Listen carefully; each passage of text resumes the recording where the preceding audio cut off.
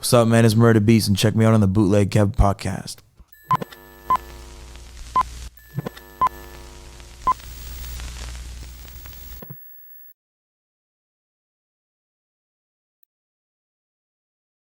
All right, man. Look, we got a special guest in here. Bootleg Kev Show. Murda Beatz. What's up, man? Welcome, man. Thank you for having me. Legendary producer. You know, I always say most producers have like eras, right? Like growing up, we had like, you know, there was like the Heatmakers and the Dipset shit or Timbaland. And you've had like a nice 8-9 year run now? I'd say about like 5-6 years. Like I've been making beats for 10 years, so. Well, because like what? The first Migos shit that you were a part of was 2014. I mean, that was like 8 years ago. Shit, goddamn. Yeah. I mean, we're kind of in the Murda Beatz decade here. Kind of. Yeah, man. It's kind of crazy. Well, welcome, man. Thank you for having me. Yeah, I feel like it's long overdue. Nah, for real. Shout out to the new record with Wale Yes, sir. and Blast. Yes, sir. Kind of like a different type of vibe for you as far as like just what we're used to hearing like a Murda Beatz tag on. Yeah. What was your inspiration? Obviously, you're out here in LA, so I'm sure. I mean, you hear Blast every fucking way, right? Yeah, I do. I'm a fan of Blast. You know what I'm saying? So I was actually 6 months ago. I was in Miami working with Rick Ross. We were at Circle House. You know what I'm saying? I love Circle House. Yeah. So I was cooking up some shit. Kind of the beat. The record kind of sounds like a Miami tropical. It does kind of sound like a feel good record. So someone was like, "Yo, you want to meet Blast?" I was like, "Yeah, bring him in the studio." He came in the studio, and I met him. I like pulled up that beat. He banged it out quick. I was like, "This shit fire." And then Wale was in the other room. I went and grabbed Wale. He wrote his verse, did it quick. And then I was like, man, I'm taking this one. Wow. All in Miami. Yeah. Wow. It's crazy. Like one day. Shout out to Circle House. For people who don't know, it's like a house in a neighborhood in Miami. Yeah, shout out Circle House. That's like a renowned studio that you would never even know was there if you just never know. Normal ass, like normal. It's just like, a crib. It's like a really nice house with studios in it. Yeah. It's literally just like a normal crib in like a normal neighborhood, and you know? Yeah, 100%. How did you, okay, so like you kind of obviously got introduced in the game, at least from my understanding, when I first started hearing you was through the Migos. What was your initial introduction with them, being a kid from Canada, being that at that time, the Migos were active out here? Because I lived in Tampa when the Migos started to pop, and them dudes they was really out here. They were really out here. Doing mad shows, had their MCM bags on. Fucking shootouts and shit. All kinds of crazy shit was popping off. But how did those two worlds connect? So I just connected with them on Twitter. Like that, I was hitting up everyone on Twitter, Facebook, YouTube. I was just hitting people up. So I just like hit up one of their boys. I was like, yo, play some of my beats for them, and I'm gonna give you some beats to rap on. And at the time, this guy wasn't even rapping. He was just like, I'm actually engineering them, so send the pack. I sent the pack, and then from there, you know what I'm saying? That easy. Yeah. It's crazy because nowadays, way harder to do that. Think about like DMing someone. Like no one's gonna check your DM. It's crazy. That's where like people always ask me for advice and stuff. I'm like, I don't even know what kind of advice to give somebody, because what worked for me is gonna be hard to work for someone else. Back in the day, like there wasn't a lot of people trying to be a producer. It wasn't cool to be in music. It was very like unrealistic. So everyone kind of like stayed away from it. So like, but like with the internet and how the internet was working and stuff, I used that to my advantage. Because like I was just a kid from Canada. I'm from a town of 30,000 people. Like, what part of Canada are you from? Like I'm from like Niagara region, so it's like so by like, Niagara Falls. Yeah, just outside of Niagara Falls. Why you're a Buffalo fan? You know what I'm saying? There we go. So like I grew up on the border of Buffalo in a small town, 30,000 people.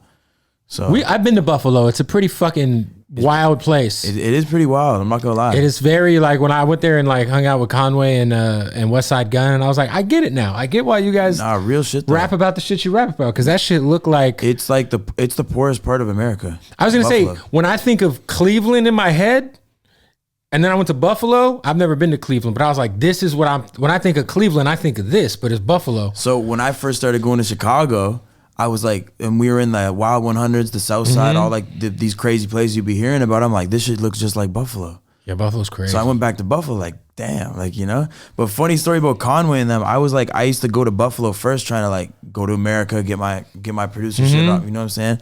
I used to go pull up on them, and I pulled up on Conway in the studio one day, and his boy tried to buy my drums on me for like $50. I remember. Just like your file of drums. Like I was just playing beats. He's like, man, your drums are hard, man. Can I buy them? Yeah, he's like, can I buy them? I'm like, shit, how much? He's like, $50. I'm like, no, not even like $250. He's like, $175 or some shit. I was like, nah. Was it Derringer? Nah, I think it was DJ Shay, R.I.P. Oh, shout out to DJ Shay. Rest in peace, man. Yeah. Shay's a legend for sure. It was crazy. Yo, that's wild. Did you ever end up having any records with Conway or Benny or any of those guys? Yeah, I did a record on Kanye on Conway's last album. Oh, you did? That's right. It's called Anzia. Yeah. So, and that was just because, like, I'm like, man, we got to do some shit. We still got to do more shit. Like, me and Benny, all these guys. Just for the region. Got to do some shit. It's so crazy, too, because being on the Canada side of that border, it's a lot easier for you to go back and forth. I got people who are like, you know, some of the homies who are part of BSF or Griselda, they're like, man, we've lived in Buffalo our whole life, so we can't even go to fucking Canada. We've never even been into Canada. Yeah, that's probably because they, you know. They got felonies. Yeah. But it's the same thing with me, though. It's like if I got a DUI, I wouldn't be able to come to America. Really? Yeah, if I had a misdemeanor, I wouldn't be able to come to America. Like, did you grow up going to Buffalo a lot to go to games? Man, people from Canada go to Buffalo to fill up their tank of gas because gas is cheaper. Go to the store to get groceries because y'all got way more fucking brands and everything. Like, so like it's like when you live on a border town, people go to Buffalo or America all the time. That's like here, like border towns, like people will go to Mexico to get medicine. Tijuana or some shit. Well, they go to, because medicine, you don't need a prescription to get like a Z-Pack. Out here, you need a prescription for everything. You just go over to Mexico and just get Viagra for like $20. You know I didn't know that. That's crazy. Yeah, there's people where everyone's fucking teeth. All these rappers with their teeth, they're usually going to Mexico to get them things done. Yeah, I've only been to Mexico one time. I went. I DJ'd a New Year's party in Cancun like last year during COVID. Did you enjoy it? It was pretty lit, but it was like during like the crazy peak of COVID. It was everyone was like, I don't know if we should go. I don't know if we should be doing this. It might be a bad look. You might get shamed. Yeah, you know what I'm saying. But it was fun. Are you do you go back home a lot? A little bit. I haven't been in like 2 years since COVID. We're about to say it's probably because they pretty much shut the shit down over there. Yeah, right? It was shutting down, opening up, shutting down. The Raptors had to play in Tampa last year. That was crazy. Like, what the fuck is going on? I wanted to go to some games. I never did, but that shit was I wish they would have did limited edition like Tampa Bay Raptors jerseys. But that'd be hard. That would have been hard. Drop it as an NFT, you know? Yeah, that would have been crazy. Shout out to the Raptors. So let's talk about your tag, because you have one of the more iconic tags in hip hop. And I always say, you know, I had a conversation with Hit Boy, and Hit Boy was saying for the longest time he didn't have a tag, and it kind of hurt him. Because, you know, we think of like Hit Boy as like one of the more legendary producers of all time, but some of his biggest beats don't have his name on them as a, you know, so he started using a tag. Your tag is very iconic at this point. How did you find your tag? Like kind of break down the story of how you got your tag. So the Murda on the Beatz is not nice tag. Me and Baca. Shout out to Baca. Yeah, shout out to Baca. We were like recording in Toronto, and then like he just said that on the track, and I was like, I should kind of use that. And then one day Sunny Digital was in Toronto, and I was like, yo, like, should I use this as a tag? And I played him the song. He's like, you should try it out. And then I kind of started using it, and then Drake told me to put it on everything from there on. And then that's how it came about. And now it's like, but like my old Mama Murda tag, I got that shit like I like bought it off some guy on the internet for like $20. He like made it for me, and I wanted that because I was on mixtapes and shit. You know what I'm saying? So when you're listening to a mixtape, No Label 2, some old kind of mixtape, you would listen, you hear my tag, you'd see produced by Murda, and that's what was driving like beat sales. People would hit me up on Twitter, whatever, like, yo. It's like an advertising tool. You know what I'm saying? That was how I was getting money. So I was trying to like promote myself and build my brand, you know? No, you've done a good job at that. When you first started to kind of like, I always feel like with producers now, there's so many different avenues for you to be like, support yourself as a producer, because we always think like the placement game is like such a tough game if you're an up and coming producer, like chasing placements, going to the studio, trying to get your beats in the right people's hands. Especially now too, man, because now it's like when I was coming up, there was probably like 500 producers, 1,000 producers trying to do it on the internet. Now there's like 10 million. It's wild. 50 million, literally like 50 million kids trying to do it. So it's like if you're trying to chase a placement on an album and you get that album cut on a big artist, like how are you supposed to even build a brand off that? Right. You know, like I feel like the biggest way for a producer to build nowadays is to come up with an artist and build a sound. You know what I mean? Yeah, like find an artist that you fuck with, do the whole album. Then they blow up, and then, you know what I'm saying? That I feel like that's like the best way to build a brand. Yeah, because you build a sound. You know what I mean? I think the what's the one kid's name? Logic's producer. Logic's producer did like all of his shit, and like obviously that dude's got a Grammy and all that shit. But yeah, like, and then you're like associated with an act, and like that shit goes a long way. You know what I'm saying? Yeah, I mean, you kind of like in a way kind of did that with the Migos early on. You know, you were kind of synonymous with like what they were doing. Because the thing is with them is like back then, like they were only fucking with like 3-4 producers, and I was one of them, or like 3 to 5. They had like a few, you know what I mean? But like they were not fucking with anyone else's beats, and like no one could get a hold of them. So like, you know what I mean? Just being a part of that was like very exclusive, and like everybody wanted my beats. What was it like being like around them in Atlanta in like the early years? Because it was fun. It had to be crazy, right? Yeah, it was fun though. Because they're running ATL at the time. They're running the streets. Yeah, nah, they were doing shows, shutting clubs down, going crazy. We used to have fun at the crib. Shit was fun. What was the first kind of hit that really popped in the club for you that you did for them? Was it Pipe It Up? Emmett Smith. Emmett Smith. That shit was crazy. I remember going on the road with them and like seeing it on like BET, like on the TV. That was like the first time I ever heard my tag on the TV. I was like, damn, this is crazy. That's got to be wild. I had like no money. Everyone back home thought I was like rich. Like I made millions off that song. It was like, that shit was crazy, man. But Emmett Smith, you know what I'm saying? That was like the first time I even seen people dab in a music video. That was like when the dab, they were like, oh. That was the touchdown. dab. Like that was like the big shit. one. You know what I'm saying? And then Pipe It Up really blew up the dab. Pipe It Up was crazy. Crazy. Pipe It Up was a moment. That was my first hit though. Pipe It Up was like a hit. I remember like playing that shit in Florida and radio going crazy. Oh my God. Pipe It Up was one of them ones. I got my first like $20,000 check off that song. Wow. And I was like, we made it. That's like, a nice chunk of change. Yeah, you know what I'm saying? But we're talking about producers like kind of monetizing their shit now. You know, there's people who still do beat leases, and then there's like obviously like I feel like one of the more like slept on ways that people find beats, and I know this because we'll have artists come in and they'll be like, yo, here's the YouTube link. It's like these type beats on YouTube. Hell yeah. A lot of upcoming artists and a lot of like made artists still be doing that. Go and they'll type in their own name, type beat, make a bunch of songs. You know, that shit happens a lot. We've had so many artists come in and be like, yo, I want to do a freestyle over this, but it's there's some beat on YouTube, and then it'll be like their own name type beat. And I'll be like, what the fuck? Do you even know this guy? They're like, nah, we just fuck with the beat on YouTube. I'm like, yeah, that's how I started. I used to do type beats, every producer's type beat. On YouTube? Waka Flocka type beats, Slim Duncan type beats, all these type beats. And I used to like drive traction. Like when Chief Keef was hot, I'd do Chief Keef type beat. I remember I had a beat, it was like 250,000 views and shit. Like that's a lot on a beat. Hell yeah. You know? So you were kind of like already kind of doing your thing a little bit in the producer space. Yeah, like I remember like there was like the internet producers and shit. Yeah. You know, like we were doing our thing. And then I started like showing like what I looked like and shit. And I was like, oh shit, like who's this? Nobody ever would have thought you looked this way. You know? Yeah, and then like I feel like that was more like a wow factor. Like, damn, what the fuck? He's from Canada. Like everyone else kind of just had like their graphic up on their Twitter and shit. I was like, man, I want to build my face card. I want people to know what I look like. You know. Who was with all the people you've worked with everyone, Drake, Travis. We can go on, Nicki, etc. As far as like in studio experience, whose creative process is like the most meticulous? Where you're just like, yo, this is like different. Cause I always hear like guys like Dr. Dre's creative process is insane. Like he's so particular about like the smallest shit. And I've been in sessions with artists that like care about shit that you wouldn't even like think of. Like who's that artist that you've been in with that's just very over the top with just caring about the small details? Probably just like, I don't know. I feel like a lot of artists do, but definitely like the Atlanta artists like Quavo, the Migos, Thug, Future. I feel like guys that just freestyle everything they do, but then like they're also like so like aware of like how they're saying it and like their tone and like their vocals and shit. Like that's pretty crazy. You know what I'm saying? I have this thing that I always say about producers, like artists and shit. Like it's like if they get it or they don't get it, and like it's like I feel like how like Party could like go and just freestyle a whole song and it's like incredible, or like Juice WRLD could like freestyle a whole beat and it would be like an incredible song. YNW Melly the same. It's like certain artists just got it. Like you know what I'm saying?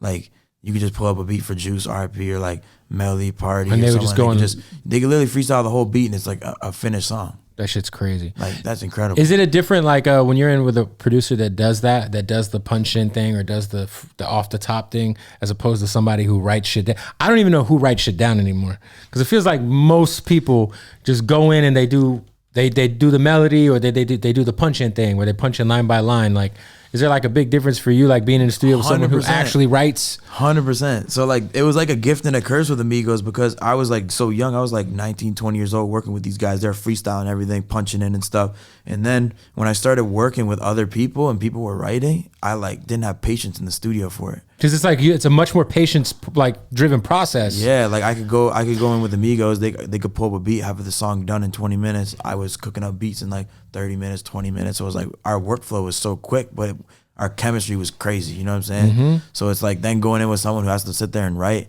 Some people write for an hour. Some people aren't as quick with it. You know what I'm saying? It's not a bad thing. Everyone's creative It's just a process different is process. I'd just be like, man, what the fuck are we doing? Let's move on to the next record. Yeah, you know? Yeah, like, I'm going to go to Dave's Hot Chicken and come back. Let me know when you're ready. Shout out Dave's Hot Chicken. Hey, what up? We got to stop the podcast real quick. Shout out to my bookie, man. Listen, if you know anything about me, you know I like to gamble on sports. And I've been using my bookie for so long. Go to mybookie.ag. Check it out. They're doing the MyBookie double deposit bonus. This is how this works.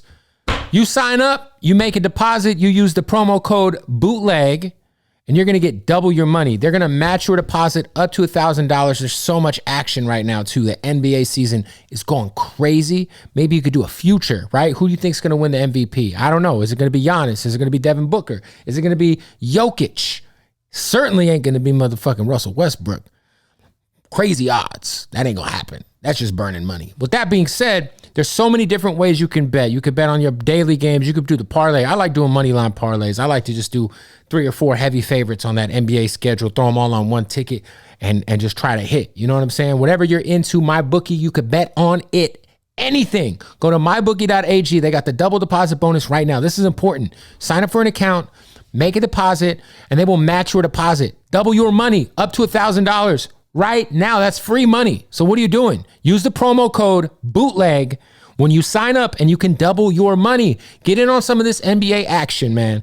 It's NBA season, all-star games this weekend. So much.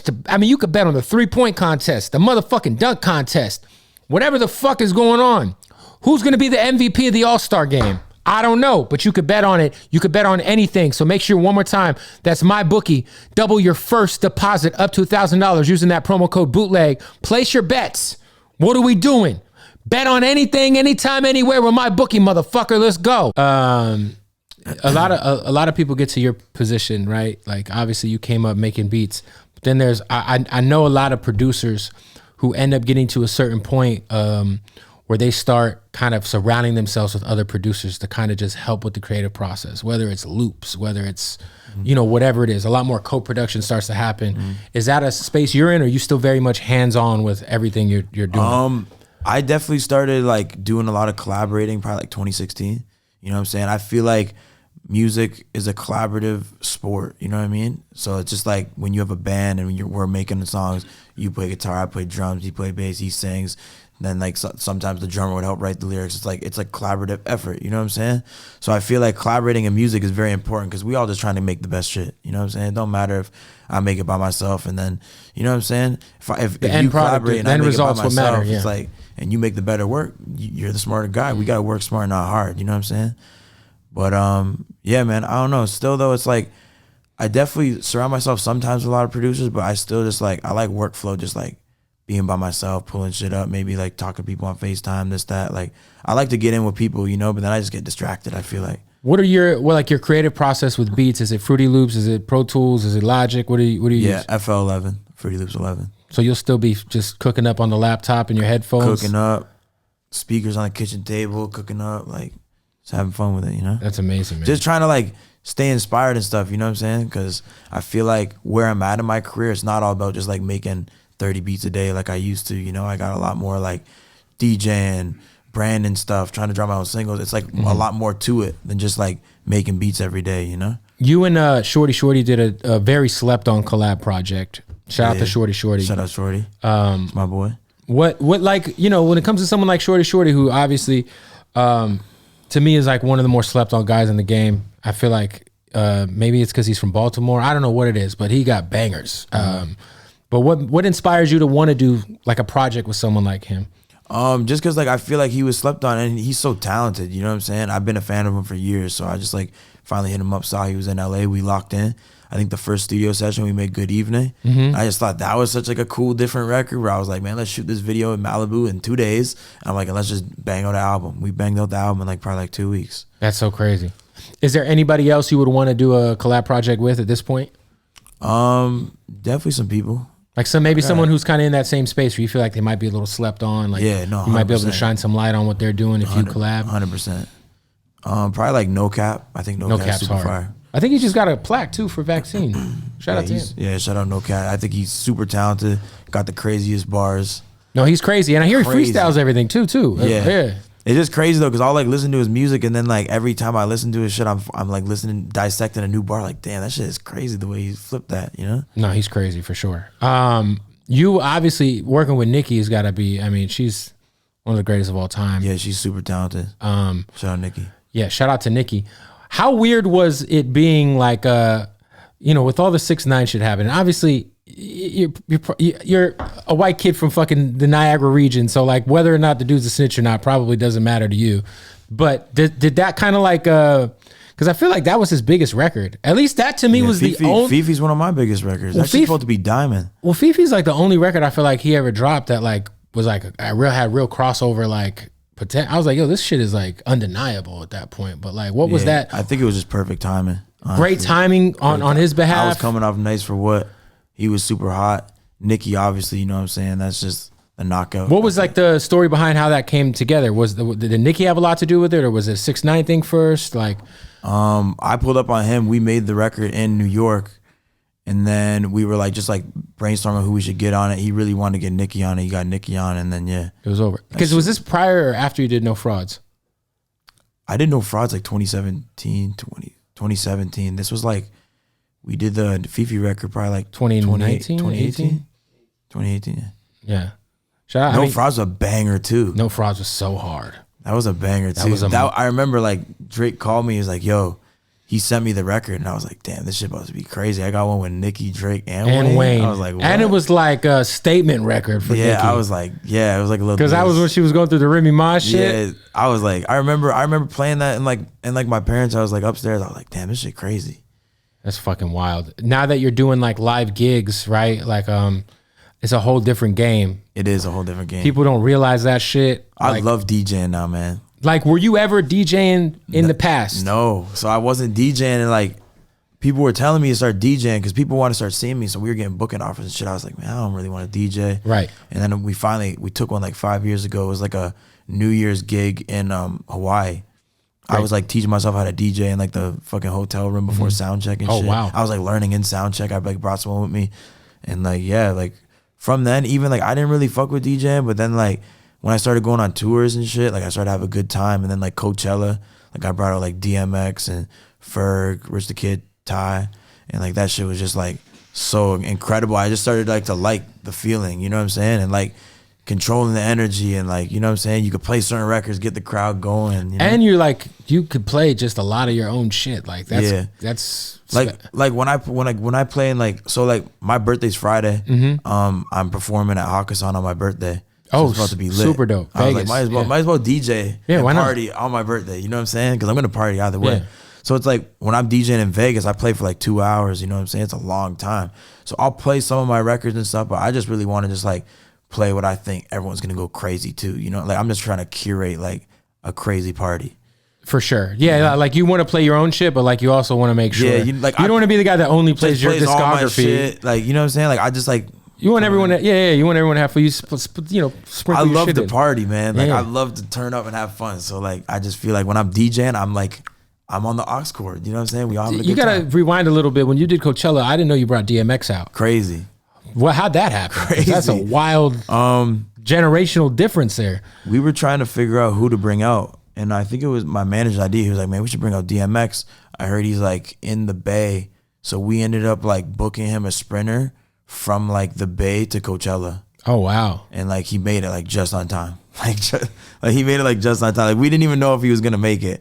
Though, like that whole time at Coachella, like I didn't know if Rich the Kid, I didn't know if certain people were even gonna pull out. I kept looking back, like, are they? Is DMX like, here? Know. Yeah, but he came out on stage. You know what I'm saying? He did his thing too. That was crazy. And that was like, I feel like that was like the first like big performance back that he had. Because I know after that he did some Rolling Louds and you know what I'm saying. But that was a big one, man. R.I.P. X, man. It's crazy you mentioned your birthday because I used to work with a weed company in Arizona called Vapin, and they sponsored your birthday party. Yeah, so my guy Ty owns a company. Hey. Yeah, 2018. So I was there, and Were you in Arizona? no, I'm from Arizona, but They threw a crazy party in Arizona. oh, the house party with Dre Sinatra was DJing at. Lit. Pilo was there. That shit was lit. I canceled my YG was 3 hours late to our interview out here in LA, so I was either gonna stay in LA and interview YG, and miss my flight to go DJ that fucking party.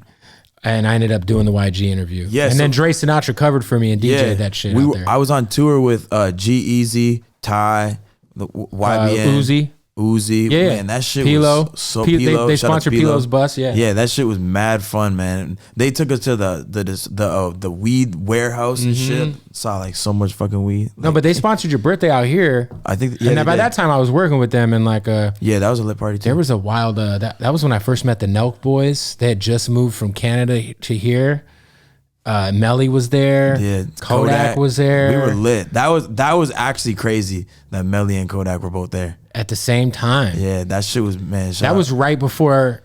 I want to say that was right before Melly got locked up, because we were the last interview he did, and I think we interviewed him like the day or two before that, and then I feel like he got locked up like a week after that or something. Yeah, no, he definitely he wanted to come turn up real quick, you know? Yeah. That was a pretty epic. Yeah, you know how to party for sure. Yeah, free my boy Melly, man. You know what I'm saying?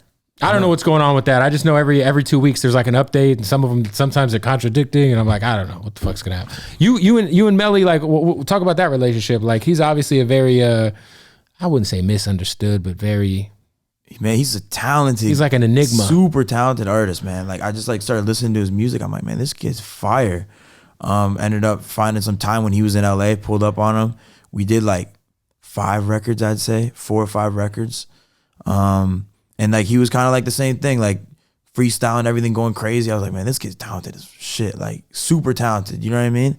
And then he ended up getting locked up and shit. So I released 1 record. I had the Banana Split record. I had that. I put Dirk on it, dropped that like during COVID.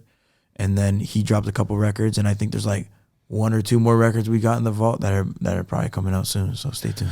Do you still like tap in with up and coming producers for like loops or shit like that? Like 100%. If someone has like a fire loop pack, like will you still like tap in with 100%, man? 100, man. My email is fucking crazy. I swear these kids are selling my email. Swear they're selling my email or something, because there's always just some upcoming kids, producers sending me shit, and I always just fuck with them. Like, I'm like, man, might as well. You know what I'm saying? Like, just like when I was a young kid, if like Boy Wonder, you know what I'm saying, I hit Wonder up, and then Wonder's like, yeah, pull up on me. I go pull up to his crib, cook up. It's like the same thing, you know what I'm saying? The youth, man, music's a young sport. It is, man. So it's like, you know what I'm saying? These kids are amazing at making beats now. Like, I'm like, damn, they making my shit sound kind of, you know what I'm saying? Like, I got to figure out how to make my shit more special, because these kids are 13 years old making the hardest shit. What is like the secret to your run being as long as it's been and continuing? Because there are, as like I said, there are people who have errors, but there are a lot of producers that will have like a 2-year spike and then they just go away. That's happened a lot. Like, what do you think has kind of been the secret to your sauce for longevity? Just being grateful, God, you know what I mean? And just like building a sustainable brand that's like here to last. You know what I'm saying? Like, it's not like I just think I had my little run, but like I'm still like pumping shit out. You know what I'm saying? So just gotta stay grateful, stay down, keep working, stay focused, you know? But and I think a lot of it's just timing, you know, like coming out of, like I started to like build my brand during the end of the mixtape era, and then I had my run in like the very beginning of streaming. So, yeah, for sure. You know what I mean? Yeah, 2 different eras for sure. It was like the Dat Piff era all the way up to the streaming. I was always on like mixtapes, Dat Piff, SoundCloud, everything. all that shit. SoundCloud, you know what I mean? I still use the Dat Piff app for certain shit. I can't get on the DSPs. It's like the only place I can listen to it. And like I even caught like the SoundCloud era, like when it was like at its peak too, like even Butterfly Effect. Like I remember when that was straight to SoundCloud. Travis dropped a 3-pack. I remember he dropped all 3. I'm like, damn, I don't know. These other songs are fire too. The next day, Butterfly Effect had like 14 million plays on SoundCloud in one day. And they were like, yo, this single, push it. Like, it was just like from there. Pushed it, unmixed, straight to radio, everything. I remember. Like, I remember when that happened. That record was like crazy. I've never seen some shit. Like, I think out of my whole career, like that record, like the first day was like the craziest shit. Like, yeah, and it still researches really well because we still play the fuck out of it in LA on the radio. Like, yeah, that song was a serious hit. And the thing is too, with that record, I feel like it didn't do as good on radio or like the chart wise as it should, because it was such like a cultural song for like shows and like live performance. You know what I mean? Hey, we got to stop the podcast, man, real quick. Appreciate y'all for watching. Really mean it. Subscribe, like, leave a comment, even if you're one of those dickheads who leaves a comment. Yo, why are you always interrupting the guests? Because it's my fucking podcast. And I don't know. I like to talk, too. Anyway, hey, shout out to Odd Socks, man. They've been our sponsor from day one. We go hard for Odd Socks always, man. Literally go hard for my wife, and I go hard for Odd Socks. In different and same kinds of ways. You know what I'm saying? Because sometimes I go hard in Odd Socks. They do make boxers. You feel me? Anyway, listen, they got the ill licenses. They got the Breaking Bad. They got the WWE. They got Mountain Dew. They got fucking Swedish Fish, fucking Kool-Aid, Pez, you know, Cheech and Chong. What are you into? The Odd Socks basics are the boys, though. That's my favorite. You know, you get yourself a nice pair of just basics. They're comfy. It's like walking on clouds. All right. So you can save 20% off if you go to oddsocksofficial.com. Use the promo code BootlegKev. That's one word, BootlegKev, all together at checkout. 20% off oddsocksofficial.com. Go show some love and let's get back to the interview.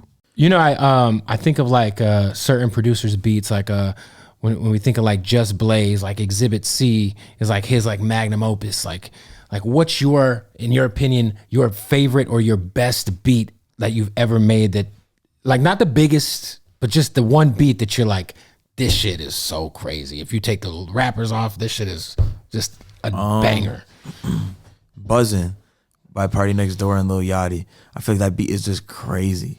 The bounce and everything about that beat is so different. It's just so hard. But if we're talking like big beats too, like I think Motorsport, man, that beat just smacks. Like I don't know what I did. I think I had the kick way too loud, and then when they mixed it, but that shit knocks in the club. Yeah, Motorsport was a crazy moment. Only time we've heard Nicki and Cardi on a record together. Crazy. When you did that record, did the Migos lay it? Like, did you have any idea that was going to be the plan to like put them two on the song, or even? Nah. So I made the beat in Toronto. I made that shit on like a little ass speaker, man, like this big, in my boy's condo. I sent it to a couple artists.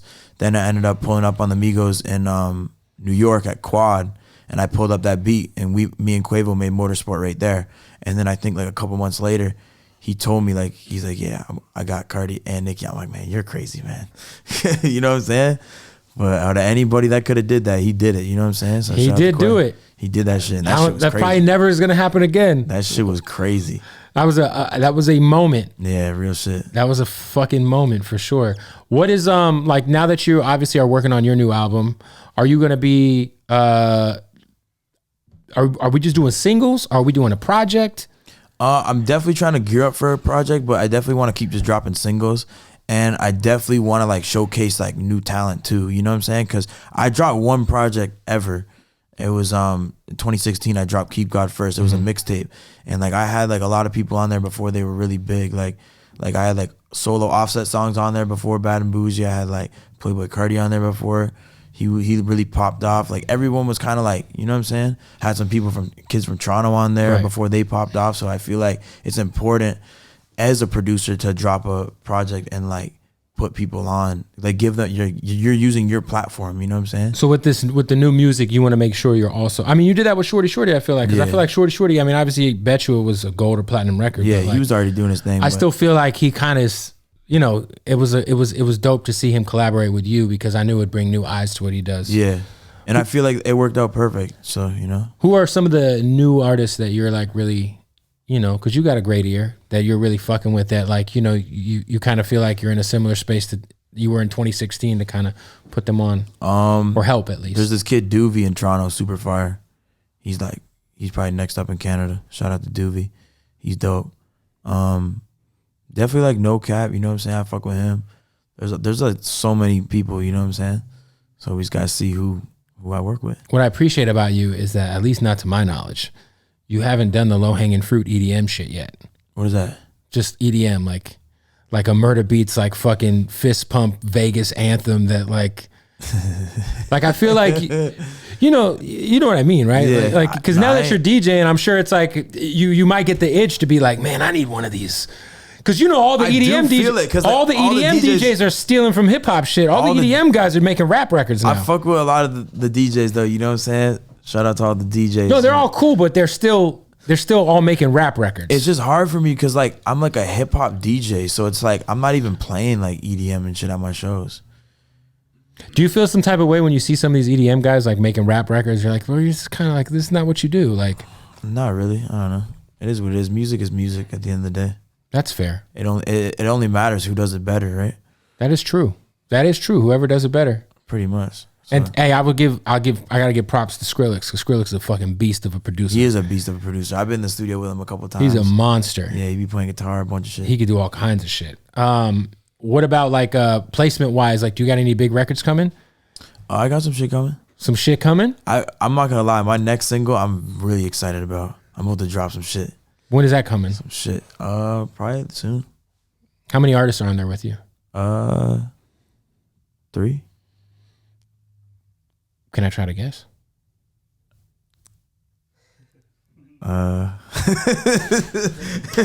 If I guess correctly, will you confirm? I don't know. You can guess though. I don't know. Give me one city from one of the artists. Earth. Earth. Come on, man. I don't know. Is it obviously Atlanta? Maybe. Yeah, it could be. Yeah. This guy said could be. I'm gonna let you break it though. Have you? That'd be crazy. Have you ever worked with Kanye? I worked with Kanye on some of the 6ix9ine shit. Like early. Oh, when he was doing this, the and what was that the 6ix9ine records he put out? Never really. I'm trying to remember the songs. I did both of them. The Kango one, Yeah. And then the Mama one or some shit. Would you work with 6ix9ine again? I don't know. No, I don't know. Probably not. It's got to make sense, right? Yeah, I don't know. It's got to, you know what I'm saying? I mean, him and NBA Youngboy apparently got a fucking 5 records together, which is that's probably pretty crazy. I don't know. You know what I'm saying? It's lit. What about Youngboy? Would you work with Youngboy? I already do work with Youngboy. Like, what's his thing, man? Because I feel like he's a super talented. He's super talented, but I just feel like he might be a little misunderstood. He's very like he's just kind of on an island. Yeah. In hip hop. He's dope though. He's a dope artist. You know what I'm saying? No one can take that from him. Oh, 100%. No, he's incredible. Yeah. I just feel like, he's just like, I've never seen someone just on an island and they just don't give a fuck about anything else going on. He's just in his own world, kind of doing his own thing. It's pretty wild. Yeah. But it's working for him too. It is working. It is working. Any new Migos shit coming that you're a part of? It's coming. It's coming. Migos are always working. I love the last Migos album was super crazy. Yeah, I'm happy they got somehow slept on as well. I don't think the new Migos album that came out last year got as much love as it should have, because it was fucking amazing. I feel like it just took a long time to get it out, but finally it came out, and like I feel like it did what it did. You know what I'm saying? Like they had their shit on there. I feel like everyone who listened to it was like, it was a solid album, and that's 100%. What matters at the end of the day. Well, the song is going crazy. One Shot with shout out to Wale, shout out to Blast. Are you gonna be tapping into any other LA guys? 100%. Because Blast is obviously the hottest, right? But there's 100%. So much talent in LA. There's a lot of talent in LA. I feel like LA is kind of like Toronto in a way, where there's like a lot of underground artists. You know what I'm saying? And they just got to figure out how to like. Any LA guys who you kind of got your eye on that you're just fucking with their music as like on some fan shit? There's a couple. I don't know. Yeah, there's some. There's some. Yeah. Okay. Well, there it is, man. Well, listen, the song is crazy. Looking forward to more singles this year. Yes, sir. The next single's coming soon with 3 artists from Earth. Yep. Be on the lookout for those. Are you dabbling into the NFT shit at all? Hell yeah, man. You know what I'm saying? The wallet is looking crazy. What I'm fully tapped in with like cryptocurrency, and I have my own crypto shit going. That's good, man. The NFT world, I still haven't touched because I'm afraid I just feel like there's so much bullshit going on. No, for sure. Like a lot of it's rug pulls. 1% of it is like will last. So just like make sure you. When you say rug pull, what does that mean? It's just like a lot of it. Just people are just trying to make money. You know, quick nuts. Yeah. Yeah. Rug pull. So. Yeah. Pull the rug. Now that I got your money, get the fuck out of here. Yeah. But you've been pretty heavy in the crypto for a while. I've been heavy into crypto for like the last couple years. So when Bitcoin was at like 9,000. Well, shit. Even though it took a shit, now it's still. It's gonna go right back up. Real Did you shit. buy? Do you buy more when the dip happens? Yes, I buy the dip. Not every dip, because it's like Because it's a pretty big fucking dip that just happened. Yeah, like it was funny. So like it was dipping, and like I bought some, and then it kept dipped more. going. I'm like, fuck. I'm like, what? So I buy more now, but now it's going back up. So Yeah, it's always like when the dip happens, you always don't know when the floor is hit. the thing is like once you start to pay attention to the crypto, and you kind of like you can kind of like understand like what's happening in the market. You know what I'm saying? Like you can kind of be like, all right, cool. Like once you hit a dip, everyone's like freaking out selling. Did you buy Dogecoin? I did buy Dogecoin. I lost some money on Dogecoin. Fuck Doge, man. What's been like your best altcoin that you've invested in that you made some money on? Fuck the altcoins, man. I don't know. I'm just like heavy into Bitcoin and Ethereum. Ethereum's the one, Man, I think. Ethereum is the one. Because everyone's using Ethereum Both to buy of those, NFTs. man. And I feel like Ethereum, at least like practicability, like people actually use it in the meta universe. Like it feels like the currency people buy stuff with. Yeah, no, for sure. And you know what I'm saying? I know that like in the future, like, yeah, people are going to be using like, you're going to be using Bitcoin to buy things in stores and shit. I saw like Microsoft's going to be using Ethereum in a couple years. So like when you're online, it's just going to get crazy, man.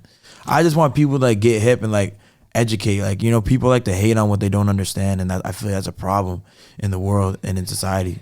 People just have to educate, learn. You can go on YouTube, watch a 2-minute video on crypto and learn a little bit. And I feel like if once you buy some and you just start to understand it, it's like addicting. It's like fun. You know what I mean? No, it's cool. It's like a fun, I mean, like, look, and plus I made some great money off of Ripple. Shout out to Ripple, that XRP. Yeah. And then it's like, it's a whole different community you can get involved in, and then there's parties for those communities. I heard the parties are crazy. Have you been booked at any of those parties to DJ? They're lit, man. Best money? Fun people. Everybody just wants to make money with you or make you some money. And they're trying to get you to start your own Murda Beatz coin? Oh, they're trying to make us start everything. Metaverse, everything. Yeah, like have you rolled out your own? Because, you know, I seen I'm trying to think of the producer. Illmind be doing NFT shit. Shout out Illmind, man. He be doing his thing. Illmind is a hustler. He's getting money. The thing about Illmind is like he's at the forefront of like doing shit. Like he's got his own coin. Yeah, he's got I think it's a Bitcoin or something that I don't know. He's killing it for sure. Being in Canada, like a lot of cool things going on in Canada. Shrooms are legal. I just saw that they actually just like said something yesterday about they like made it legal and like more legal or some shit. I don't know. Out here? No, in Canada. Oh, I heard that shrooms are just legal out there. Maybe I'm wrong. Psilocybin is opened up out there. Shit, I don't know. I'm American now, man. You know. You're American now. No, I'm joking. Is it kind of weird, like being from Canada and like seeing like just how divisive and crazy America has been since you've been here? Yeah, America's pretty crazy. It's just but like Canada's crazy too, though. Well, yeah, they got like the truck shit going on there right now. They got so much shit going on over there too. It's like, man, Canada's fucking crazy too in its own way. Yeah, the world's just fucking crazy. Well, at least you guys get free healthcare. Yeah, I don't get it no more because I don't spend. So if you break your leg, you don't go back home and just Nah, you just gotta handle it. I spend too much time over here, so it's like. So they're like, man, fuck you. You're American now. Yeah, they're like, fuck. Wow, that's some bullshit. You should just be Canadian for life. Some fucking bullshit, man. Shout out to Canada. It's crazy though. So like when I first started coming to America, and I would tell people like we're from Canada, like blah blah blah. People didn't give a fuck. But then when Drake started calling it the Six and all that movement started happening, people were like, oh wait, y'all from the Six? It was like different. Then people were like fucking with us extra heavy just because we're Canadian. You know what I mean? No, Canada, something in the water in Canada the last 10 years. It's just y'all ran music. It's like Justin Bieber, The Weeknd, you, best artists, Drake, producers, songwriters. No, it's crazy. And you know what's another cool thing about Canada is it's almost like a bunch of like countries within one country, because there's like parts of Canada where everyone speaks French, like Montreal and all that shit. Yeah, there's parts that are like always snow and like no one can live on. They're like there's igloos and shit. And then there's like Vancouver and just Nardwar's there interviewing everybody. And yeah, Nardwar's good too. Have you done the Nardwar interview? Nah, I need my interview. Yo, Nardwar, sweetest guy ever. The ripest human being I've ever met. I've met him 4 times, and every time I've been around Nardwar, he's been extremely ripe. That's crazy. Yeah, like I'm like, you know what? He smells like how I thought he would smell. That would be fair. That's cool. Yeah, he did not disappoint. You know when you meet like a famous person and they disappoint you? Yeah. Nardwar did not disappoint. That happens a lot. It does, man. It's because you listen to people's music and you think you know that. expectation. You know what I'm saying? There it is, man. Well, listen, appreciate you pulling up. Appreciate you, man. One shot, go run it up. The video's out. Yes, sir. New music coming soon. Yes, sir. Come on, man. Go tap in, man. Murda Beatz. Boom.